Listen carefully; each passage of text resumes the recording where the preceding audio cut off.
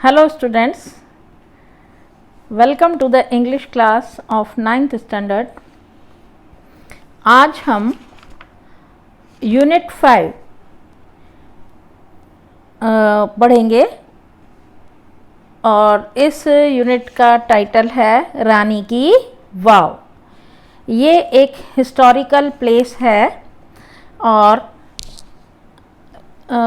ये अहमदाबाद के पास पाटन में आया हुआ एक स्थान है और उसके बारे में हम विस्तृत जानकारी इस लेसन से प्राप्त करेंगे। Rani ki Vav, the step well is an approved site on the world heritage. Rani ki Vav ये वैश्विक सांस्कृतिक विरासत के रूप में मंजूर करा हुआ स्थान है। UNESCO has recognized this masterpiece as it was declared by the UNESCO at the World Heritage Committee. UNESCO की वैश्विक संस्कृति समिति द्वारा ये जाहिर करा हुआ स्थान है और यूनेस्को का फुल फॉर्म है, ये एक समिति है और इसका फुल फॉर्म है united nation educational scientific and cultural organisation. ये एब्रीविएशन है और इसका जब हम फुल फॉर्म पढ़ेंगे तो इसको क्या है, united nations educational scientific and cultural organisation. इसको हिंदी में हम कहेंगे संयुक्त राष्ट्र शैक्षिक वैज्ञानिक एवं सांस्कृतिक संगठन। इसकी स्थापना, इस संगठन की स्थापना 4 नवंबर 1945 में हुई थी और भारत इसका 1946 में, मतलब एक साल के बाद 1946 में इसका सदस्य बना था। UNESCO has recognized this masterpiece as an exceptional example of water management system. UNESCO ने इसे मंजूर किया है एक असाधारण अति उत्तम जल संसाधन पद्धति के उदाहरण के रूप में। मतलब जल संसाधन पद्धति का ये एक अति उत्तम रचना है और जो वाव है, रानी की वाव, ये एक स्टेप वेल है। स्टेप वेल का मतलब होता है कुआं।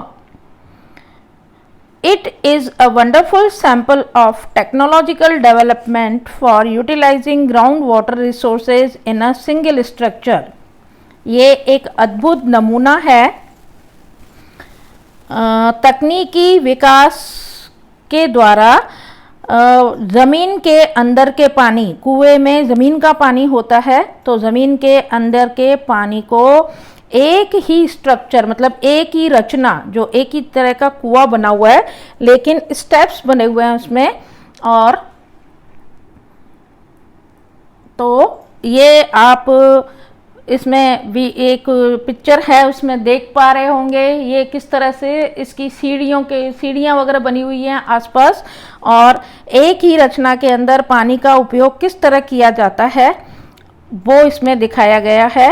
It is also a unique illustration of breaking large spaces into smaller volume with artistic presentation.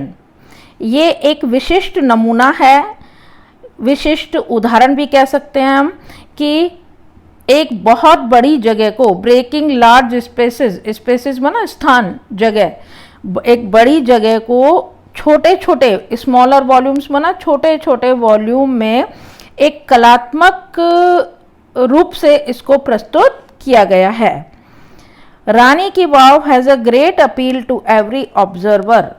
ये रानी की वाव जो कुआं है ये एक हर एक आने वाले, हर एक यहाँ की विजिट करने वाले जो भी ऑब्जर्वर हैं, देखने वाले हैं, उनके लिए बहुत ही आकर्षण का केंद्र है। अब इसकी रचना किसने करी थी उसके बारे में हम जानेंगे। Queen Udayamati, the widow of king Bhimdev first, constructed this vow between 1022 and 1063 AD. Rani Udayamati जो कि राजा भीमदेव फर्स्ट की पत्नी थी, उन्होंने इस वाव की रचना करवाई थी। कब? 1022 से लेके 1063 तक। एडी का मतलब होता है एनो डोमिनी, इसका मतलब है in the year of Lord Jesus Christ. एक होता है बीसी और एडी, ये दो वर्ड यूज होते हैं। बीसी का मतलब होता है बिफोर क्राइस्ट, मतलब जीसस क्राइस्ट जो ईसा मसीह थे उनका जन्म होने से पहले। और एडी का मतलब होता है एनो डोमिनी, मतलब उसी साल में, जिस साल में जीसस क्राइस्ट का जन्म हुआ था, तब उन्होंने ये वाव बनवाई थी। Rani ki Vav has become one of the most popular places to visit in Gujarat. ये जो वाव है ये एक बहुत ही लोकप्रिय स्थान बन गया है गुजरात का। एक जैसे घूमने का स्थान कैसे होता है, घूमने का, देखने का, तो ये एक विजिटिंग प्लेस है जहाँ हम जाकर यहाँ की रचना को देख सकते हैं। तो और गुजरात में ही आया हुआ है, तो हमें जब भी मौका मिले तो हमें ये ज़रूर देखना चाहिए। King Bhimdev first belonged to the Solanki dynasty of Anhilwad Patan. राजा भीमदेव फर्स्ट जो थे वो सोलंकी वंश के, अहिनवाल पाटन के सोलंकी वंश से संबंध रखते थे। After his death, Udayamati took up the project of solving the problem of water scarcity faced by the people of Patan. उनकी मृत्यु के बाद रानी उदयमती ने देखा कि मेरे पति ये काम करने वाले थे लेकिन उनकी मृत्यु हुई, तो उन्होंने ये प्रोजेक्ट, मतलब ये कार्य अपने हाथों में ले लिया कि पाटन के लोग जो हैं पानी की समस्या, पानी की कमी की समस्या से वो जूझ रहे थे, तो उनकी उस समस्या को दूर करने के लिए उन्होंने ये प्रोजेक्ट, मतलब ये बनवाने का काम अपने हाथों में ले लिया। Unfortunately the queen also died before the completion of this structure. दुर्भाग्य से रानी भी इस रचना के पूरे होने से पहले ही मतलब उनकी भी मृत्यु हो गई, मतलब वो भी अपने सामने इस रचना को पूरा नहीं करवा पाई और उनके मतलब इसके पूरा होने से पहले उनकी भी मृत्यु हो गई। In the world of architecture her beautiful idea has received immense appreciation. इसका मतलब है कि विश्व में उनकी इस वास्तुकला, ये जो वास्तुकला, स्थापत्य की दुनिया में इस वास्तुकला के नमूने का जो विचार, मतलब ये वास्तुकला का एक नमूना है, इसीलिए इसको यूनेस्को ने विश्व विरासत का दर्जा दिया है। तो इस नमूने का जो विचार उनके दिमाग में आया, उनको उस विचार को अत्यधिक प्रशंसा मिली है, मतलब लोगों ने इनकी इस विचार को बहुत सराहा है।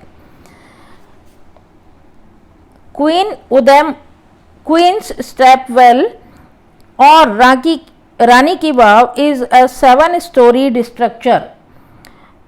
ये रानी का जो स्टेपवेल है, कुआं है, या फिर रानी की जो वाव है वो 7 मंजिल की एक रचना है। This east facing stepwell is 64 metres long. इसकी लंबाई चौड़ाई बताई है कि इसका जो फेसिंग है, फेसिंग माना इसका जो मुख्य द्वार कहते हैं, प्रवेश द्वार कहते हैं, वो किस तरफ है? ईस्ट पूर्व दिशा की तरफ। और ये 64 मीटर्स लंबा, 20 metres wide and 27 metres deep, 64 metre लंबा, 22 मीटर चौड़ा और 27 मीटर ये गहरा कुआं है। Each sculpture, passage, pillar and pavilion in this magnificent structure has enchanting carvings. Her sculpture का मतलब होता है शिल्पकृति। हर शिल्पकृति, हर मार्ग, स्तंभ या फिर जो भी मंडप इस शानदार रचना में जो बनाए गए हैं, वहाँ पे बहुत ही एक अद्भुत कार्विंग का मतलब होता है नक्काशी की गई है, पत्थर पर नक्काशी करके यहाँ पे बहुत ही सुंदर सुंदर शिल्प कृतियां बनाई गई हैं। On its side walls there are around 800 sculptures.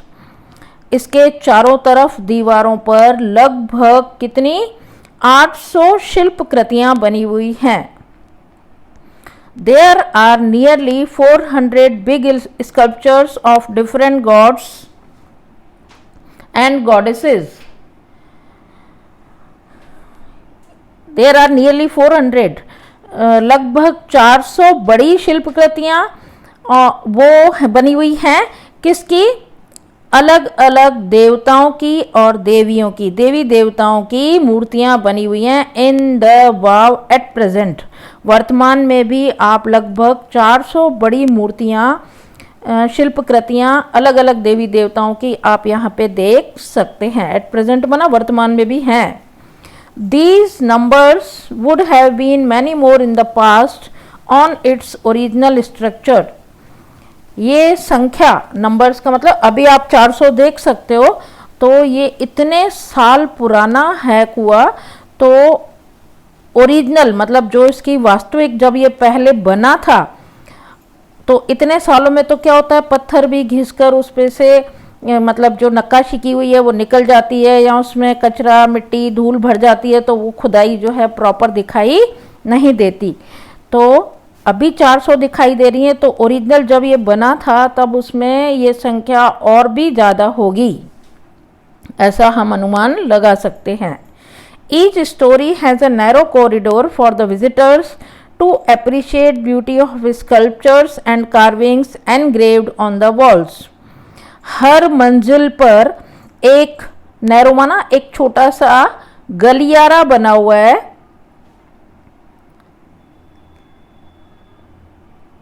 गलियारा मतलब आने जाने का रास्ता, पैसेज जैसा।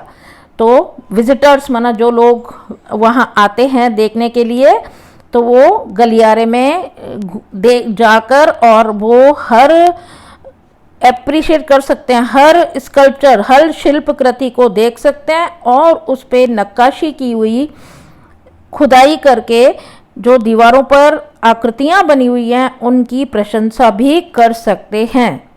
Even the pillars of the wow are not exception to it। यहाँ तक कि उसमें वाव में आए हुए जो स्तंभ हैं वो भी उससे अछूते नहीं है, माना स्तंभ पर भी ऐसी शिल्पकृतियाँ बनी हुई हैं। They display splendid artistic marvel on the stone। और वो शिल्पकृतियाँ एक भव्य और कलात्मक इस पत्थर पर श्रेष्ठता को दर्शाती हैं कि किस तरह से उस समय के जो कारीगर थे जिन्होंने ये बनाया था, उन्होंने कितनी भव्य कला का दर्शन इसमें हमको कराया है। In fact the vav is solely dedicated to Vishnu. वास्तव में हम देखें तो ये वाव केवल किसको समर्पित की हुई है? भगवान विष्णु की इस पे मूर्ति बनी हुई है। One can find Vishnu in different shapes. हम इसमें देख सकते हैं कि विष्णु भगवान की अलग अलग उनके आकार और उनका पोस्चर का मतलब उनकी जो स्थिति है, किस तरह से वो खड़े हैं, उनके अलग अलग रूप हम देख सकते हैं यहाँ पर। After Vishnu next important statue is of Parvati. Vishnu के बाद अगला जो इम्पॉर्टेंट स्टैचू है वो किसका है? पार्वती का। Nearly 15 galleries have the sculptures of Parvati. लगभग 15 गैलरीज जो हैं उसमें केवल पार्वती देवी की मूर्तियां ही बनी हुई हैं। 12 statues of goddess Gauri together at the same place are rarely found anywhere. 12 statues जो हैं वो गॉडेस देवी गौरी की बनी हुई है, जो एक साथ कभी मुश्किल से ही देखने को मिलती हैं। The sun temple of Modhera has it. Gujarat में एक मोडेरा में सूर्य मंदिर आया हुआ है। उस सूर्य मंदिर में आप ये गौरी की 12 मूर्तियां एक साथ देख सकते हैं, उसके अलावा और कहीं आपको दिखाई नहीं देंगी। This wow has also all the 12 statues of Gauri. इस वाव में जो 12 स्टैचूज गौरी की बनी हुई हैं, उनके नाम हैं उमा, पार्वती, गौरी, ललिता, श्रेया, कृष्णा, माहेश्वरी, राम्भा, सावित्री, त्रिसंदा, तोतल एंड त्रिपुरा। ये 12 देवियों के नाम हैं। Besides there are many statues of gods and goddesses such as Ganesha, Agni, Vayu, Surya, Bhairav, Chamunda, Brahma, Indra, Indrani, Vaishnavi, Varahi, Mahalakshmi, Kuber etcetera. Vishnu के अलावा और भी बहुत सारी मूर्तियां बनी हुई हैं जो देवी देवताओं की हैं, जिनके नाम हैं आप ये समझ जाएंगे कि अग्नि, वायु, सूर्यदेव और चामुंडा, ब्रह्मा, इंद्र भगवान, इन सब की मूर्तियां, कुबेर, महालक्ष्मी, इन सब की मूर्तियां भी बनी हुई हैं। आपको बुक में भी चित्र में दिखाई देगा और आप इसका आगे पिक्चर में भी देख पाएंगे। There are also some of the rare sculptures of gods. कुछ रेयर स्कल्पचर्स, कुछ ऐसी जो शिल्प कृतियाँ हैं बहुत ही कम देखने को मिलती हैं। यहाँ पे वो उनका पोज, देवताओं का वो पोज भी दिया हुआ है, जैसे आप अभी देख पा रहे हो कि जो भगवान विष्णु एक लेटे हुए पोज में भी, देखो ऐसी मूर्ति भी कारीगरों ने लेटी हुई पत्थर में से खुदाई करके ऐसी मूर्ति भी बनाई है। और एक उनका चौथे नंबर पे देखो, एक कभी ऐसा कहा जाता है कि भगवान विष्णु ने एक सूअर जैसा आकार भी लिया था, तो वो चौथे नंबर पे आप देखोगे उनका फेस जो है बिल्कुल थोड़ा सा सूअर से मिलता जुलता है, तो वो भी आपको दिखाया गया है। आप उसको जब बड़ा करके देखेंगे अच्छे से आपको दिखाई देगा। और भी देखो घोड़े और किस तरह से देवी देवताओं की अलग अलग मूर्तियाँ, उनका मतलब पोस्चर इसको कहेंगे कि किस तरह से वो खड़े हैं, किस तरह से नृत्य करते हुए उनका पोज देखो आप, तो ये सारा उनकी कलाकृति का नमूना है। और ऐसी कारीगरी, ऐसी कलाकृति अभी आज के समय में ऐसी देखने को नहीं मिलती है। Here one can find the statue of Lord Buddha with 4 hands, the statue of Ram with sword and shield, the statue of sun in form of tapasvi, the statue of Shiva with beads in his hands, the statue of Parshuram with soft and gentle expression rather having hard and stern look, etc. ये बताया गया है कि यहाँ पर भगवान बुद्ध की भी एक मूर्ति दी हुई है, मूर्ति लगाई गई है जिसमें उनके 4 हाथ दिखाए गए हैं। राम की मूर्ति है, उनके हाथ में एक तलवार और शील्ड दी हुई है, चक्र दिया हुआ है। The statue of sun in form of tapasvi, Surya देवता की भी मूर्ति है जो एक तपस्वी के रूप में बैठे हुए हैं। द स्टैचू ऑफ शिवा, भगवान शिव की भी मूर्ति है कि उनके हाथ में मोतियों की माला है। और परशुराम की एक ऐसी मूर्ति है जिनको जाना जाता है बहुत ही ज़्यादा मतलब हार्ड और स्टर्न लुक के लिए, कि वो बहुत कठोर थे। और स्टर्न माना एक कहना चाहिए कि जैसा जिद्दी जैसा स्वभाव होता है, तो उसके चेहरे पे भी वो थोड़ा तेज दिखाई देता है। तो परशुराम का उस भाव को छोड़कर उनका बहुत ही सॉफ्ट और जेंटल एक्सप्रेशन, मतलब बहुत ही जैसे स्वभाव से वो नरम हो और सभ्य हो, ऐसा उनका रूप दिखाया है। rather having hard and stern look, some of the sculptures display contemporary lifestyle. कुछ तो शिल्प कृतियाँ जो हैं वो अपने समकालीन जीवन शैली, folk tales, animal and human instinct etc. कुछ मूर्तियाँ, कुछ शिल्प कृतियाँ तो अपने समकालीन जीवन शैली, लोक कथाएं, पशु और मानव स्वभाव को भी दर्शाती हैं। मतलब पत्थर में भी जो उन्होंने चेहरे बनाए हैं पत्थर से, उस चेहरों में पत्थर को से कोई भी पत्थर से बनी हुई मूर्ति कैसे अपने चेहरे का भाव प्रकट कर सकती है। एक इंसान वास्तविक रूप में अगर हो तो वो अपने चेहरे के भाव को, खुशी को, दुख को, गुस्से को प्रकट कर सकता है, लेकिन मूर्तियों में वो कैसे भाव प्रकट कर सकते हैं। लेकिन उस समय के जो कारीगर थे उन्होंने मूर्तियों में भी चेहरे पर भाव प्रकट किए हैं। मतलब उनके चेहरे को देखकर आप समझ सकते हैं कि वो किस तरह से भाव दे रहे हैं। They reveal artistic vision and unique imagination of the sculptors, अर्थात वो मूर्तियाँ, शिल्पकृतियाँ प्रकट कर रही हैं किसको? स्कल्प्टर्स का मतलब होता है शिल्पकार, जिन्होंने ये शिल्पकृतियाँ बनाई हैं। उन शिल्पकारों की कला दृष्टि कि किस तरह से उनके दिमाग में ये कला चल रही थी, उनकी कला दृष्टि और उनकी कल्पना शक्ति को दर्शाती है। कौन? ये मूर्तियाँ, कि उस समय के जो शिल्पकार थे वो कितने कुशल थे, उनमें कितनी कल्पना शक्ति थी, कितनी कला दृष्टि थी, जिससे उन्होंने इस तरह की शिल्पकृतियाँ तैयार की हैं। There are nearly 300 statues of apsaras. इसका मतलब है कि वहाँ पर लगभग 300 मूर्तियाँ किसकी हैं? अप्सराज, जो अप्सरा होती हैं उनकी मूर्तियाँ भी वहाँ पे बनाई गई हैं। The sculptors presented a vast range of emotions and feelings on the faces of apsaras. जो मूर्तिकार थे उन्होंने बहुत ही ज़्यादा, वास्ट रेंज माना बहुत ही अलग अलग तरीके के मनोभाव, संवेदनाएं उनके अप्सराओं के चेहरों पर दर्शाई हैं। They display variety of different moods and situations। और वो मूर्तियाँ उन अप्सराओं का अलग अलग मिजाज, अलग अलग परिस्थिति में उनका अलग अलग जो मिजाज है वो भी दर्शाता है। Most of them present Vishnu in her 10 different avatars।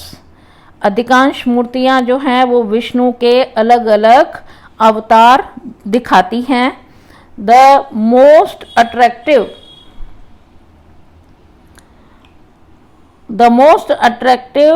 sculptures are those of Vara, Vaman, Narsimha, Ram, Kalki and Mahishasura मार्दिनी। ये बहुत ही अट्रैक्टिव माना आकर्षक शिल्पकृतियाँ हैं। अलग अलग देवी देवताओं के नाम हैं इसमें, उनकी ये बहुत ही आकर्षक शिल्पकृतियाँ बनी हुई हैं। The apsaras with 16 different makeup styles add to the grace of this unmatched structure. ये अप्सराओं के जो 16 प्रकार के अलग अलग तरीके के श्रृंगार किए हुए, अर्थात अलग अलग प्रकार की श्रृंगार शैली, स्टाइल का मतलब, मेकअप स्टाइल का मतलब श्रृंगार जो शैली थी, वो add to the grace of the unmatched structure, मतलब उसकी हम किसी से भी तुलना नहीं कर सकते। वो उनकी और सौंदर्य को, श्रृंगार शैली उनके सौंदर्य को और ज़्यादा बढ़ा देती है, उसमें और ज़्यादा वृद्धि करती हैं। The stepwell also focuses on the holiness of water and it's great significance in Indian culture. ये वाव जो है ये पानी की पवित्रता पर भी ज़्यादा फोकस करती है, मतलब इसका पानी बहुत पवित्र माना जाता है। And it's great significance in Indian culture, और भारतीय संस्कृति में इसके पानी का बहुत महत्व है। The vav is the most developed, elaborate and ornamented example of submerged architecture. ये वाव जो है बहुत ही ज़्यादा विकसित, एलेबोरेट का मतलब है विस्तृत, ऑर्नामेंटेड का मतलब है अलंकृत, और सबमर्ज्ड का अर्थ है जलमग्न। ये वाव जो है बहुत ही ज़्यादा विकसित, विस्तृत, अलंकृत माना सुशोभित, बहुत ही जलमग्न स्थापत्य कला का एक नमूना है। It sings the glory of the development of step wells in India. ये वाव जो है ये भारत में आए हुए कुओं के विकास की गौरव गाथा का गान करता है।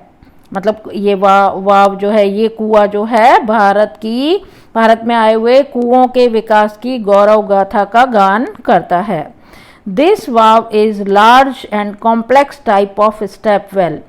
ये वाव जो है ये एक बहुत ही बड़ा और कुएं का एक जटिल नमूना है, जटिल प्रकार है। जटिल माना कठिन, आसान सा नहीं है। आप इसको देखेंगे तो ऐसा लगेगा कि ये इस तरह का कुआं बनाने का क्या मतलब है, लेकिन जब आप देखोगे तो लगेगा एक कुएं को लेकर इतना बड़ा विचार आना और इतना बड़ा ये रचना करना एक वास्तव में मतलब बहुत ही महत्वपूर्ण है। It has ornamented panels of sculptures. इसमें स्कल्पचर्स में बहुत ही अलंकृत और शिल्पकृति की अलग अलग तख्तियाँ, पैनल्स का मतलब तख्तियाँ भी बनी हुई हैं। It lay buried under the mud due to floods first and then vanishing of the river Saraswati. वो तख्तियाँ धीरे धीरे जब अब इतने वर्षों पुराना जब ये है तो कई बार प्राकृतिक जैसे आपदाएं आती है तो बाढ़ की वजह से जो मिट्टी बहकर आती है उस मिट्टी में ये तख्तियाँ पहले तो दब गई थी and then vanishing of the river Saraswati, और धीरे धीरे सरस्वती नदी के समाप्त होने के साथ साथ इसमें इतना मतलब मिट्टी की वजह से ये इतना दब गया है कि अभी बहुत कम दिखाई देता है।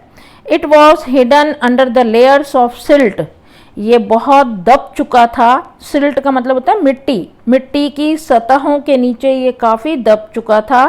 फॉर ऑलमोस्ट 7 सेंचुरीज, लगभग 700 सालों तक ये दबा हुआ ही था। The archaeological survey of India took a great care to preserve this structure.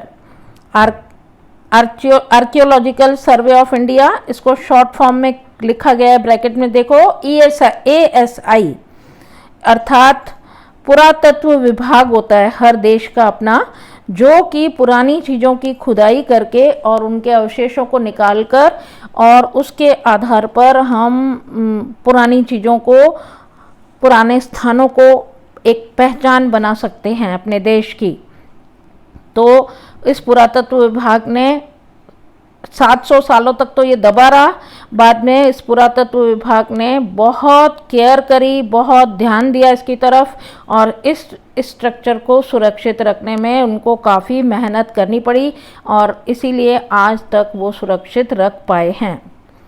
In February 2013 ASI nominated this wow for the World Heritage Site। फरवरी 2013 में इस पुरातत्व विभाग ने इसको विश्व विरासत के रूप में मनोनीत किया है। With the excellent team work by the ASI and the state government of Gujarat, it got recognition by the UNESCO. बहुत ज़्यादा टीम वर्क माना बहुत ज़्यादा लोगों की, इसमें जो ASI के जो लोग थे उस पूरे दल ने एक साथ बहुत मेहनत करके और बहुत प्रयास किए, और प्लस इसके साथ साथ हमारी गुजरात सरकार ने भी गुजरात सरकार ने भी इसको मान्यता दिलाने में, यूनेस्को द्वारा मान्यता दिलाने में बहुत ही ज़्यादा प्रयास किए हैं और अब इसको विश्व विरासत का दर्जा मिला हुआ है। और इसके बारे में मैं एक ख़ास बात आपको, विशेष बात आपको बता दूं कि अभी जो हमारा नया 100 रुपये का नोट आया है पर्पल कलर का, उस पर रानी की वाव का फ़ोटो लगा हुआ है, आप देख सकते हैं। इसका मतलब हमारी जो करेंसी है, मुद्रा है, उस पर इसको छापा गया है, मतलब इसका कितना महत्व है। और इसको हम और अच्छे से थोड़ा सा देखने में, समझने में, और मैं आपको बता दूं कि इस साल हम कहीं स्कूल में ही नहीं आ पा रहे हैं, तो स्कूल की पिकनिक वगैरह का तो ऑर्गेनाइज़ करना बहुत ही डिफ़िकल्ट होगा। तो हम घर बैठे ही समझ लो कि ये रानी की वाव देखने पाटन चल रहे हैं, और वहाँ हम देख पाएंगे कि वास्तव में इसकी रचना किस तरह से की गई है। तो हम ये 2 मिनट का वीडियो है, उसमें ये सब हम देखेंगे कि किस तरह से उसकी रचना है, आपको अच्छे से पता चल जाएगा।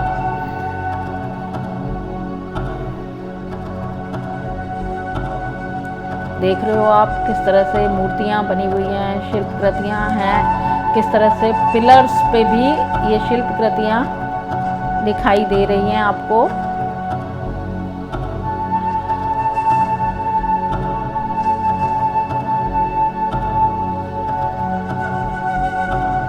ये देखो 7 स्टोरीड बोला था ना, तो 7 मंजिला ये है। देखो लोग कैसे देखने आ रहे हैं, ये विजिटर्स हैं।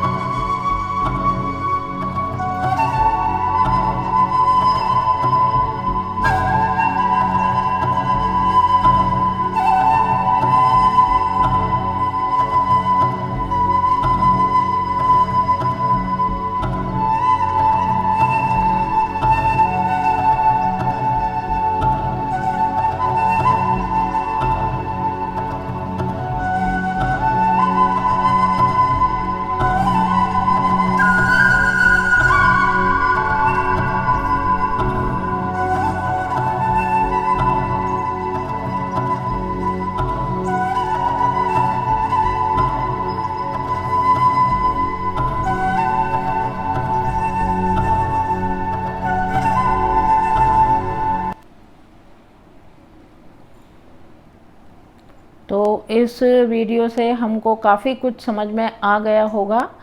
तो अगर हम नहीं जा सकते तो हम वीडियो के माध्यम से देख के ही संतुष्टि कर सकते हैं। ये लेसन यहीं पे ख़त्म होता है, और नेक्स्ट पेज 2 पेज हैं आपकी एडिशनल ग्लॉसरी के।